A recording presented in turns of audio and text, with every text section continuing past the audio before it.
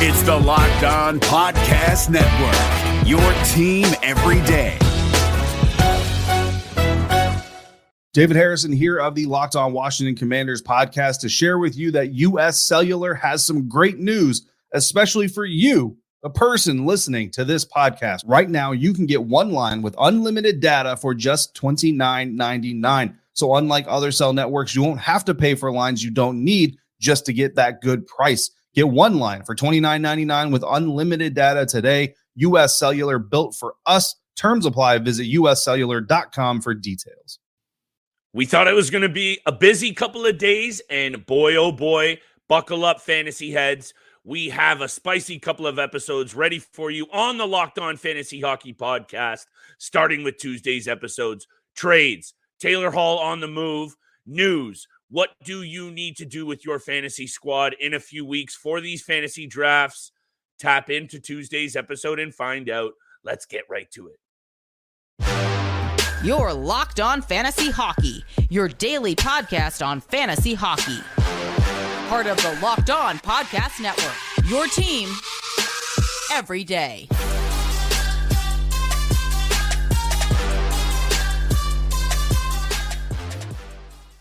Welcome back inside the lab, everybody, to your source for off-season hockey and fantasy squad news. It's the Locked On Fantasy Hockey podcast with my boy Steele Roden. You can check out his work all across YouTube under NHL Quick Hits and, of course, all across the fantasy hockey realm on the Locked On channels. I'm your boy Big Flip Livingstone. Thank you for joining us for the Tuesday episode, and thank you for making us your first listen every single day. Today's episode is brought to you by the Game Time app. Download the Game Time app, create an account, and use code LOCKEDONNHL for $20 off your first purchase. Steele, we kind of predicted these couple of days, weeks leading up to July 1, going to be busy. NHL awards. This brings all of these NHL pundits together. This means things are going to happen. And now here we go. We've seen a few things happen over the last couple of days. Taylor Hall on the move. Big salary dump from the Boston Bruins. Yeah. What does this mean for Tyler Bertuzzi and some more Boston Bruins moves? I need to pick your brain about that. I need to also know what you think about Torey Krug throwing the brakes on what I think, Danny Briere is probably feeling the heat the most. You mentioned it. He's trying to put his stamp in Philly. We'll talk about the trade that is now on hold. Kevin Hayes maybe not going to St. Louis. And lastly, my goodness, the Calgary Flames, the last 2 years, they went from being Stanley Cup contender Steele to now it's almost a straight fire sale for the Flames. Yeah. I need to know what you have to think about that situation. We'll get to it all on today's episode. I'm throwing it right over to you, though. Taylor Hall on the move. Take that angle any way you want to take it. Yeah, Taylor Hall and the rights to Nick Foligno headed to the Chicago Blackhawks. Foligno is currently and remains at UFA, so maybe the Chicago Blackhawks find a deal with him or he becomes a free agent at the start of July 1st. So those two players swing their way to Chicago while Boston receives Ian Mitchell and Alec Regula, two prospect guys who have only played less than 80 games in the NHL, haven't really gotten that opportunity yet. But like you said, this was obviously a salary dump and a contract dump to free up some cap salary for the Boston Bruins. They now have $11 million in cap space. Hopefully they can re-sign Bergeron and Krejci to 1 year team-friendly deals. I think that's what their main priority is right now, is to keep a few of their top centermen for the Bruins. But the main point of this trade is Taylor Hall. What does it mean for his fantasy value? What does it mean for the Chicago Blackhawks? And the first thing right off the bat is the Chicago Blackhawks don't get any younger by any means with this trade. Taylor Hall is still a 32-year-old veteran in this league, but he's a speedy veteran winger who can play on the top line with Connor Bedard, the number one overall pick, or soon to be number one overall pick. Great point. A guy who can score, can keep up with this generational talent. I'm also going to throw in Andreas Athanasiou in this position as well, because he's a speedy winger who can fill in on the right side on that top line for Chicago. So I think it does play a pretty well into Chicago's plan and where they want to take this organization over the next few years. Obviously, they're drafting a generational talent. They want to support guys with him right now that can mentor, lead him, and a few other young guys on their roster. But for Taylor Hall, this is a tough decision of where his fantasy value is. He's coming off a season where he only played 61 games. He had 36 points, over 150 shots, 30 blocks, and over 30 blocks and over 30 hits as well. So tough to categorize or pinpoint where his fantasy value is right now, because the year prior to that, he finished with 61 points in 81 games, over 210 shots with over 50 blocks and hits. So it's really hard to see where Taylor Hall falls, especially since his ADP is at 164 right now. I think he would fall in the category or the draft round of probably the 12th or 13th. Yeah, it's tricky. This is what we're going to break down over the next couple of weeks, because this is what we have to do, and players are going to be on the move. And actually, my first gut instinct was to think, there's some pieces in Chicago. Lucas Reichel steal. I want to put him on the list of some of those guys that you're going to get really upset with. Flip, stop talking about the same couple guys. # Cole Perfetti, # Seth Jarvis. Lucas Reichel, to me, is a guy that no one is talking about enough. And there are some small opportunities, and this is a bit of a gamble to predict that Taylor Hall is going to go to a team like the Chicago Blackhawks. He's going to now have to be that veteran presence, right? Jonathan Taves, we don't think he'll be back.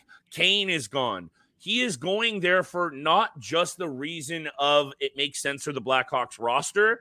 Yeah. They need some veteran presence in there. And I actually like this move for both squads, Steele, because of course it makes sense economically for the Bruins, and keep your eye on what this means for the Tyler Bertuzzi contract. I think they're making the right move here. They also have to pay Jeremy Swayman, Steele. He's an RFA. You don't want to let any of those things go sour with. I think you and I have both been very clear on what we think of Jeremy Swayman. He's arguably the best second option in the league. He's could be a number one on a lot of teams. So anyway, makes sense for the Bruins. I like it for the Blackhawks. And actually, I think you can get Taylor Hall, depending on your draft, maybe a little later, and get sneaky with, he's going to get default steal, more minutes, more shots. He's probably going to play more power play time. I think this actually is a good thing for Taylor Hall's value. I see 50 points out of him this year.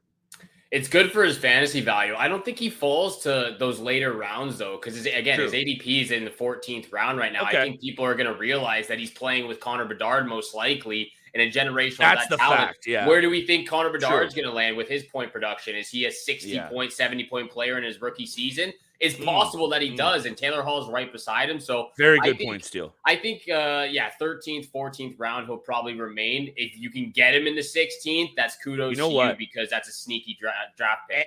And you know what? Now that I'm thinking of it, that caveat of playing with Bedard is actually going to drive his value up. So I messed that one up, because you know what? I would actually love to take a risk on him right where you're saying. So kudos to you. You're right. If he plays with Bedard, oh my goodness. And at the end of the day, Steele, I think you and I have actually had a few good conversations about the fact that you can't overlook the worst teams in the league for some really good fantasy opportunities. And here we are talking about potentially one of the best ones on a bad team. Connor Bedard, there's going to be attention paid to him. But hey, power play, Athanasiou, Bedard, Taylor Hall, and Seth Jones on the blue line. I don't hate the opportunities for this team to score some goals. Well, like you said earlier today, this is an original six franchise, and we know that they're not going to be bad for long. I really like this trade as well. I'm right there with you. I think what this means for their future is they have a ton of flexibility. Like I mentioned a couple of episodes ago, they only have one long-term contract right now, and that's Seth Jones. Everyone else is pretty much under 2 years or on their last year of a contract. They've got Taylor Hall for the next 2 years. They'll have Connor Bedard on ELC. They've got $31 million in cap space. So the Blackhawks are trending in the right direction, obviously, once they draft Connor Bedard. The Boston Bruins free up some cap space for themselves as well to see what they can do this offseason. And we saw this right before we hopped on here, but I showed it to you. I showed it to you a couple minutes ago. Torey Krug. Someone tweeted a video of Torey Krug. Shouting him out with the caption, "Bring Torey home," and David Pastrnak retweeted it. So I just thought that was the perfect transition from this trade to a potential rumored trade that had fallen through. Torey Krug refused to be traded to the Philadelphia Flyers, and honestly, I don't blame him. I would not want to play there too if I was in the National Hockey League. We'll talk about that deal after we get to a word from our good friends from Game Time. Agreed. And I do want to also mention very quickly, Steele, that I think this just proves that the Tyler Bertuzzi show is about to go off in Boston. He was pretty solid for the Bruins, and he's just so much a Boston player. I think now they're trying to shift gears a little bit. You mentioned the veterans that they're going to try and bring back. We'll talk about a lot of different contract breakdowns all summer long. Today's episode is brought to you by our friends at Game Time.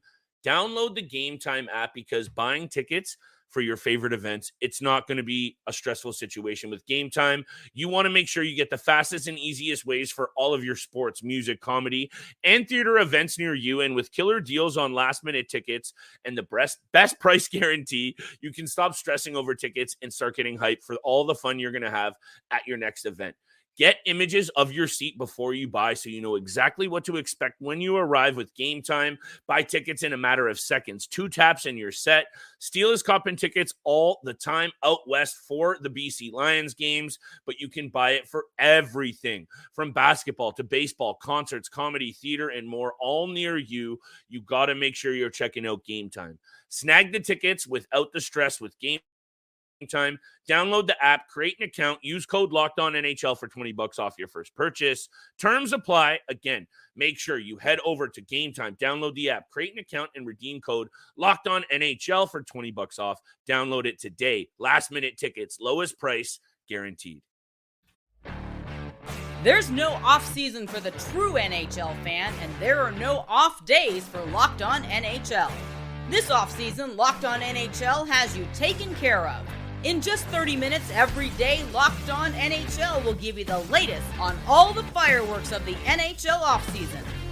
Locked On NHL, free and available wherever you get your podcasts and on YouTube.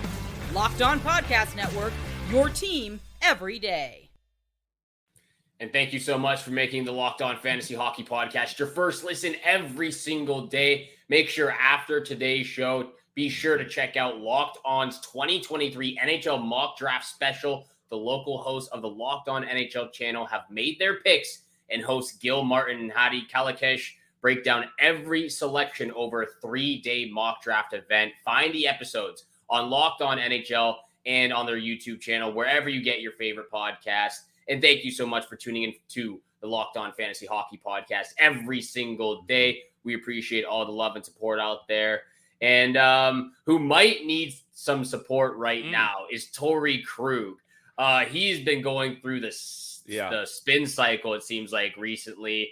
His name's been tossed around in the rumors. Potential trade that has fallen through. Yeah. This would have been the trade that would have gone through if Torey Krug didn't wait or wouldn't waive his no trade clause. Kevin Hayes and Travis Sanheim of the Flyers would be going to St. Louis. And in return, Philadelphia would have acquired Torey Krug and a first-round pick. I can't remember if it was from 2023 or 2024, but it still was Torey Krug and a first-round pick, either this year or next year's. But Torey Krug would not waive his no-trade clause. He does not want to go to Philadelphia, and what a shock that is. Yeah, and here's the interesting thing about this whole situation, Steele, and I mentioned to you off air. And, look, rarely do I like to come on this show and show credit to other hockey analysts and experts, but Hayes on Overdrive up here in Canada today mentioned the fact that there's over 200 players in the NHL with no movement or no trade clauses, which is really just, I think, super indicative of how messed up the NHL is run, number one. That doesn't make sense, and that just really doesn't lead to a league that should be balanced. And here it is right here.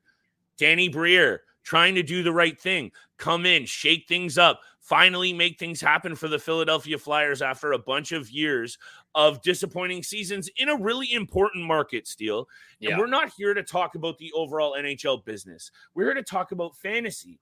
But this man is in here trying to make moves that really do impact our job as fantasy analysts. And I'm just kind of rattled the fact that this trade hasn't gone through because at the end of the day, Torey Krug, sure, he's an NHL veteran. Sure, I actually like some of his fantasy value at the very back end of the draft, his peripherals are pretty decent. Steele, for a 31-year-old blue liner, it's the injuries with him. So aside from the no movement clause, aside from this trade being held up, and actually I think Kevin Hayes would be a perfect fit in St. Louis, it's just silly that the NHL allows these kinds of things to happen so often. And lastly, I want your take on this. I think Torey Krug's value would actually plummet going to Philadelphia. Oh, 100%. For me, I don't think he has a ton of fantasy value in St. Louis right now. It would completely plummet if he was in Philadelphia, if he were to go there. And, to go off of what you said with the no trade clause stuff, like look at St. Louis's roster right now. They have 9 players under contract with no trade clauses in their contract. So that speaks to the extent of how much power the players get at certain aspects of when they're getting these contracts and how much power they can have and influence to those contracts.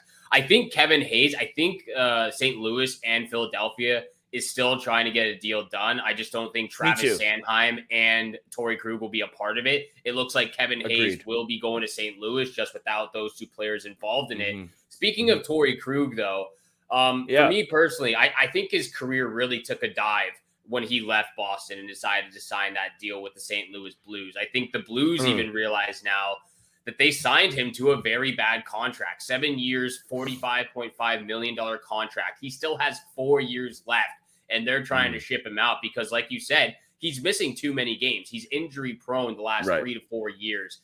He barely plays 60 games, gets 30 to 35 points a year over the last 3 years, less than 130 shots, 90 blocks, 50 hits, all of them less than that over the last 3 years each year. So I see what you're saying. I guess it depends on certain fantasy leagues and how they're being run. But for me personally, when I look at his ADP was 108.9.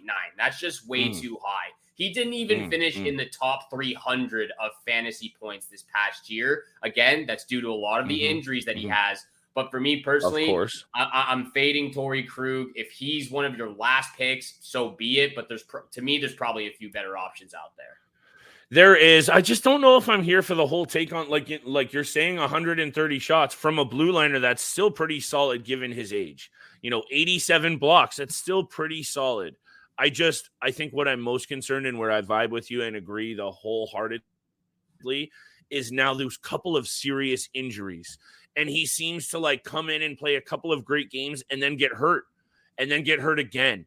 And he's just not, I bet you if we looked at these 63 games Steele over the last 3 seasons, however many games it's been, how many are actually consistently big chunks of time at a time? Yeah. It might be really spotty because he's just not been able to stay in the lineup. So to me, it's a real gamble. And if it goes to Philly, I'm not seeing it. I think most importantly, though, here, aside from Torey Krug, the Blues are active. Philly is active. Kevin Hayes is on the move. If you have him as a keeper, like if you're in a deep, deep dynasty league and you do have Kevin Hayes, or you're about to set your keeper list, because I know that's going to happen for me in a couple of weeks here, Steele, or even a week ahead of free agency. And I actually wanted to do an episode with you on that, some keeper lists. Let's look at that for the dynasty settings because it's about to happen. But Kevin Hayes, actually, I don't want to give up on Steele, because if he was able to kind of produce in Philly under your boy Tortorella, who we know everyone hates to play for, I actually don't hate his ability to go to St. Louis and put up more points. That's how I'm looking at it for Kevin Hayes. I think it would be great for his fantasy value. I don't think he'll jump up 3 or 4 rounds, but maybe a round or so. Because he's surrounding himself. Yeah. He's surrounding himself with a guy like Jordan Kyrou, a guy like Robert Thomas. Those are the guys that you want to be playing with, especially at this age of their careers, where those guys are, 23, 24 years old. Maybe I'm getting their age wrong right now. I'll pull it up. That's okay. But playing with young guys. Yeah. 23 in Robert Thomas, 25 in Jordan Kyrou. Jacob Verana. Jacob Verana, who we really like when he's in the lineup as well. Yeah. Braden Shen, who's also 31s, who used to play for Philadelphia as well. So there's a lot of young guys on the St. Louis Blues team. Again, I think they have a few bad contracts, Torey Krug being one of them. I think the Jordan Binnington big contract question mark. Is awful as well. Another guy who has a no trade clause. So the Blues, they have 7.1. Wow. There you go, Steele. There it's you go. $7.5 million in cap space right now. They're trying to offload some of those bad contracts. If they can do it, who knows what they'll look like next year. They could make a run for a playoff run. These are one of the teams that I think actually you and I have probably overlooked over the last number of weeks because there hasn't been much to talk about with this St. Louis Blues team. And it makes sense, though, that they're now in the news because, I was running back some of the notes that you and I talked about over the last few episodes, and McPhee, McCarron, and Foley, I said this the other day, they have put a lot of GMs in this league to shame. And I think some of them are the front offices and, ownership groups are starting to take notice. You can't just glide by, even if you think you have a ton of great young pieces and contracts. Vegas has been playing the game from Barbashev to Stone to Eichel to all of it, right? So I think you have to really see the response from other teams. And you said it yourself. The next couple of weeks, especially week and a half, is going to be really spicy. And I expect the Blues to be a very busy club. They will be a very busy club. Another club that will be very busy over the next weeks and this offseason is the Calgary Flames. We are going to answer the question, what the heck is going on in Calgary right now? Everybody is jumping ship. We will break down everything that we can coming up very, very soon. But thank you so much for making the Locked On Fantasy Hockey Podcast your first listen every single day. Please hit the subscribe, hit the follow button. We appreciate all the love, all the support you show this podcast every single morning. 7 o'clock, Monday through Friday is when you can find our episodes. And thank you so much for tuning in for today's episode with Flip Livingstone and your boy Steel Roden over here, breaking down everything you need to know fantasy hockey-wise. And probably one of the biggest stories over the last 2 weeks, just more and more news trickling out of more and more players wanting out of Calgary. And I'm going to throw it over to you because there's a lot of players to dive into about what their future in the NHL will be and even how Calgary will survive any of this. I thank you for saying, how does Calgary survive this is number one. Number two, Steele, I can't help but talk about the Calgary Flames and not talk a little bit about the Leafs. And if you're okay with it, I think we should just talk about it for a second because we haven't too much. And it's not just me wanting to talk about it. We got David Pagnotta. We've got sources from The Athletic. I think it was also Frank Saravalli saying the Leafs are sniffing around Noah Hanafin, and I believe I saw Lindholm as well. That's what I saw. So to me, Steele, what actually the first flag that I brought up, and let's get in on a tangent on this, is what did Treliving do there, number one? And if there are these rumors connecting the Leafs to these players, let's hope this relationship that he has with some of these guys is a lot better than what happened with Tkachuk and Gaudreau, his two biggest stars from the year before. But, and this is what I want your take on first, Noah Hanifin would look very good in blue and white. I do like him in the Calgary Flames jersey, but I wouldn't mind seeing him in a Maple Leafs blue jersey as well. And there's a lot to digest with Noah Hanifin. I remember a few weeks ago when I mentioned a potential trade spitball, and I was like, somehow figure out a trade for William Nylander and Matt Murray to acquire Markstrom and Rasmus Anderson. Noah Hanifin would be a type of guy I'd take as well, but that's spitballing here. But Brad Treliving is one of those guys who, when he likes someone, he's going to go out them and he knows their game. So I completely agree. Yes. If Noah Hanifin were to somehow end up in a Maple Leafs jersey, he would be one of those guys that might jump up a few rounds on the board for me. And Dan Vladar has been another name. This isn't rocket science, Steele. The guy was in Calgary for a number of years. He comes to Toronto. They have the needs at positions, and Calgary is in flux. Yeah. They were the most difficult team to watch last year, Steele, from a betting perspective. You and I haven't talked about bets in a while because it's a quiet season. But my goodness, just totally unbiasedly, the Calgary Flames team should have been way better than they were this year. And they were just disappointing. They blew leads, 1-goal games that they should have won. All of those things, though, you almost can't overcome, and you have to kind of move on. They've moved on in the front office, and I think, so what is it? Backlund, Lindholm, Hanifin, and even Toffoli all not wanting to stay. I could honestly see all of them going, but I want to leave this with Hanifin and take it anywhere you want after this, because I think we'll be talking about the Flames a lot. Noah Hanafin had a really, really good year, Steele. 38 points, 176 shots, 129 blocks, almost 80 hits, and 33 penalty minutes. He was a very, very effective defenseman. And I think, given his caliber, and I know he's wasn't really panned out to be, what was he?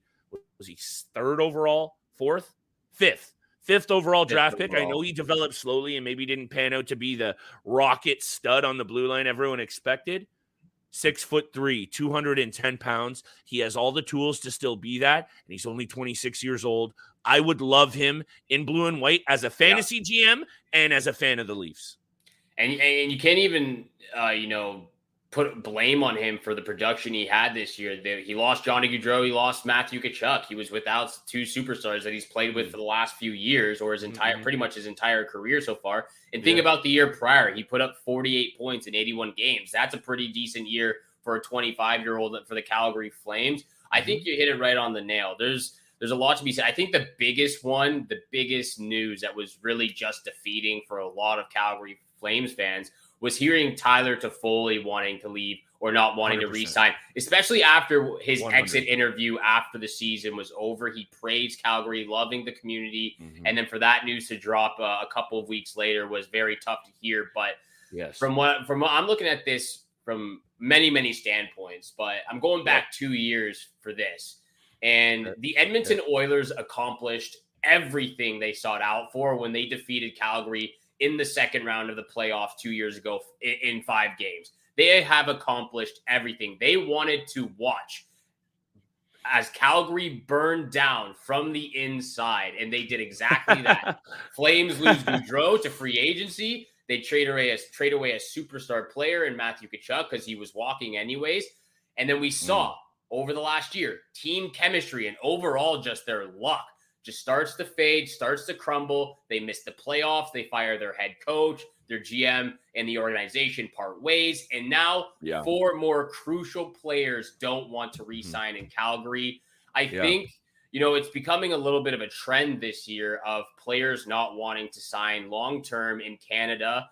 Obviously with the Alex DeBrincat in Ottawa, everything that's going on in Winnipeg, I think we know what's going to happen with Winnipeg and Ottawa, those two situations. Winnipeg's going to get a ton of return for those 3 guys.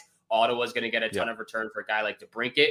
We don't know what's going to happen with the Calgary Flames. Is this a full teardown rebuild? Are they going to trade these assets to get a bunch of prospects and picks and just get more youth and younger? I don't really know, but I'll say this. Craig Conroy, the new GM, he has his work cut out for him, and he will be really busy this summer. And a new GM as well, Steele. This is a powder keg the Calgary Flames are dealing with. They also, I believe, do they have they did at least confirm, I believe, that new arena deal, I think, because there was also all the off-ice issues. I believe they are close. I think at least that's happening. But at the end of the day, Steele, I think, you mentioned this point of players not wanting to re-sign in Canada. And look, Winnipeg is a tough city. It's a great city. Calgary, I've visited multiple times. I have family in Calgary. It's a great city. And I actually understand that narrative.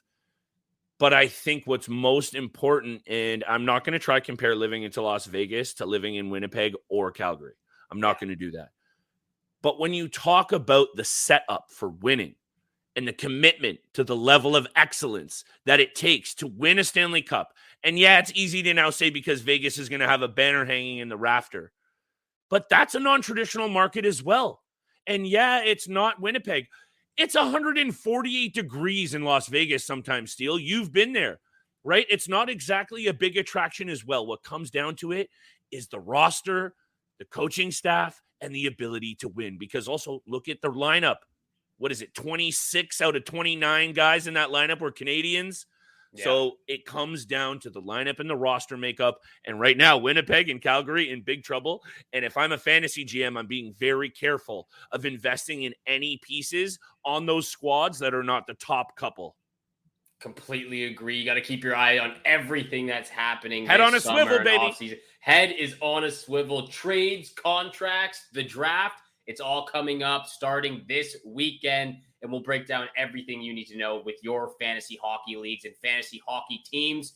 And thank you so much for making the Locked On Fantasy Hockey Podcast your first listen every single day. Monday through Friday, 7 o'clock in the morning is when you can find our episode. So make sure you hammer the subscribe, hammer the follow button, and we appreciate all that love and support. Thank you so much for tuning in for today's episode with Flip and I. Have a great day. Good luck with all your summer bets out there, and we shall see you back here again tomorrow.